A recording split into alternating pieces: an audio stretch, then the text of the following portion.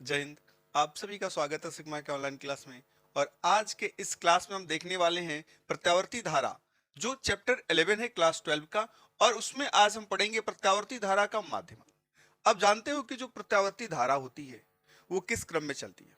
आपको ग्राफ के द्वारा भी बताया गया है। चलो एक बार ग्राफ उसका हम लोग देख ले कि प्रत्यावर्ती धारा का ग्राफ क्या होता है।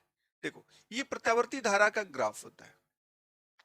यानी कि जो प्रत्यावर्ती धारा होती है आवर्ती रूप में चलती है, जिसके एक अर्ध साइकिल की बात करें तो एक दिशा में है तो दूसरा अर्ध साइकिल क्या होता है उसके बिल्कुल अपोजिट डायरेक्शन में होता है। ये यहां से क्या, तो ये क्या हो गया, अर्ध साइकिल की बात करते हैं क्या, बिल्कुल इसके क्या हो गया, अपोजिट हो गया। और पुनः यहां से क्या होती है, वही धारा क्या होती है, रिपीट करने लगती है। ठीक है, तो आप देखोगे आपको ये बताया गया, सब कुछ बताया गया, प्लस है क्या है, माइनस है। ये टाइमिंग की बात करें कि इधर क्या है, टी कितना है, तो कहां से कहां तक एक आवर्तकाल होगा। यानी कि कोई भी धारा हो, एक पूरा साइकिल पूरा करने में जो समय लेती है उसे उसका आवर्तकाल कहते हैं, जिसको हम लोग क्या करते हैं, कैपिटल टी से इंडिकेट करते हैं। तो ये देखो, यहां से लेकर यहां तक एक इसका पूरा आवर्तकाल है। ठीक, अब यहां से ये जिसको हम लोग कैपिटल टी से इंडिकेट कर रहे हैं, ये हाफ सर्किल हो गया, तो इसको नोट करोगे क्या, टी बाई टू। तो हमको यहाँ पे ज्ञात करना है प्रत्यावर्ती धारा का माध्यमान ज्ञात करना है। तो माध्यमान क्या होगा, देखो कि प्रत्यावर्ती धारा का जो माध्यमान होगा, यहां से कह रहे हैं कि अपर डायरेक्शन में ऊपर की तरफ है, और ये क्या हो गया, लोअर डायरेक्शन नीचे की तरफ हो गया। तो ऊपर वाला और नीचे वाला एक प्लस देगा तो क्या करेगा, माइनस। ये जितना देगा उतना ही ये क्या करेगा, माइनस। यानी एक पूर्ण साइकिल के लिए जो प्रत्यावर्ती धारा का माध्यमान होता है वो जीरो होता है, शून्य होता है। एक्चुअली हमको अब यहां से सॉल्व करके देखना है कि एक पूर्ण साइकिल के लिए प्रत्यावर्ती धारा का माध्यमान कितना होगा और एक हाफ साइकिल के लिए प्रत्यावर्ती धारा का माध्यमान कितना होगा। तो यहां से देखोगे, अगर आपको एक हाफ साइकिल अर्ध साइकिल के लिए प्रत्यावर्ती धारा का माध्यमान ज्ञात करना है तो आप यहां नोट कर सकते हो, आई मीन, आई एम यानी प्रत्यावर्ती धारा का माध्यमान इज इक्वल टू, आप लिखोगे 1 अपान हाफ सर्कल क्या है, टी बाई टू है, तो 1 अपान टी बाई टू और integration 0 to T by two, अब यहां आई डी टी। क्लियर। और आप पहले जानते हो, चलो इसको हम इरेज कर देते हैं यहां से। और प्रत्यावर्ती धारा के बारे में आप पहले से जानते हो कि प्रत्यावर्ती धारा क्या होता है।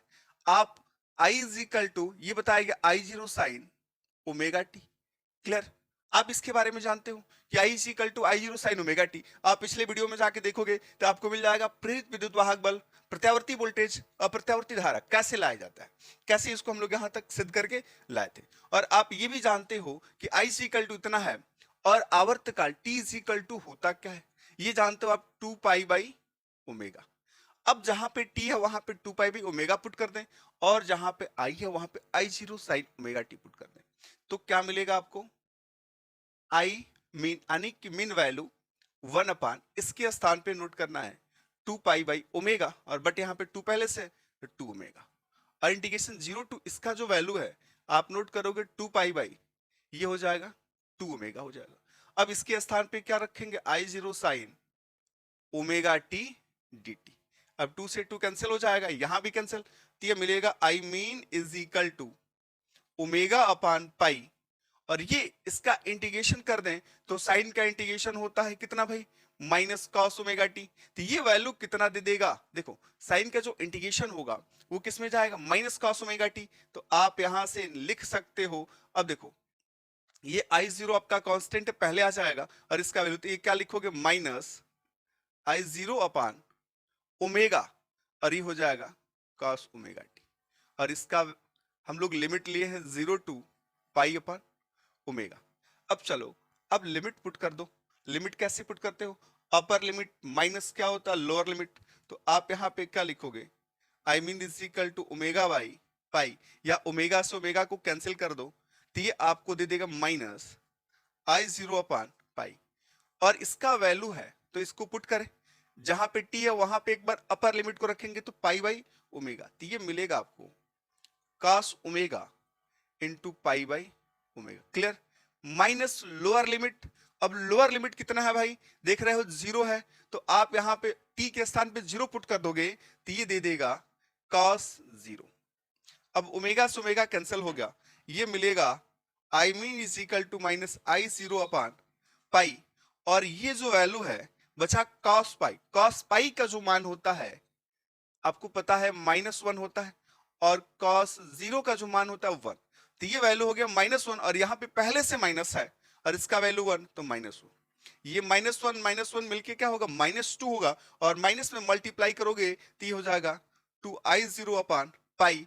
और पाई का भी मान आप पहले से जानते हो, पाई का मान होता है 3.14।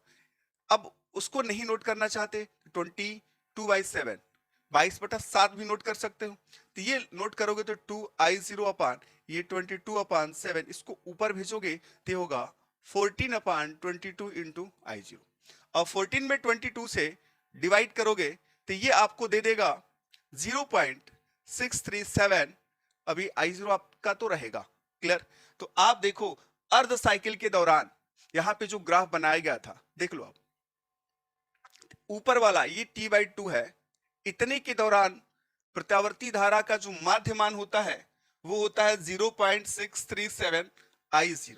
i0 आपको बताया गया क्या है, इसका शिखर मान है जिसको आप आयाम भी कह सकते हो। ठीक है, अब देखो 0.6370, लेकिन दूसरे अर्ध साइकिल के दौरान की बात करोगे ये नीचे की तरफ जाएगा। तो दूसरे अर्ध साइकिल के लिए, जब दूसरे अर्ध साइकिल के लिए देखोगे तो जो आई मीन होगा वो आपको सेम से मिलेगा, लेकिन ये निगेटिव होगा, नीचे की तरफ गया तो होगा -0.637 इंटू i0। और जब एक पूर्ण साइकिल के लिए जो माध्यमान देखोगे तो आप इसमें इसको ऐड करोगे तो एक पूर्ण साइकिल के लिए, पूर्ण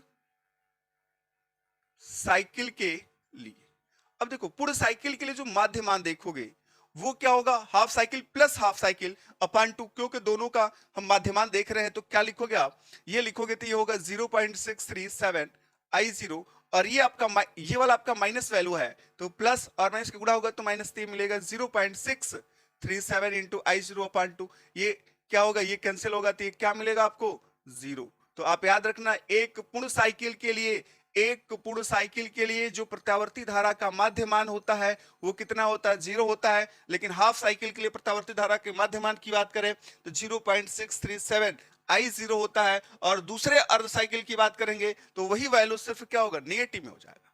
क्लियर? यहां तक कोई दिक्कत है किसी को? चलो यहां तक नोट कर लो, फिर हम देखते हैं वर्गमाध्य मूलमान। क्लियर?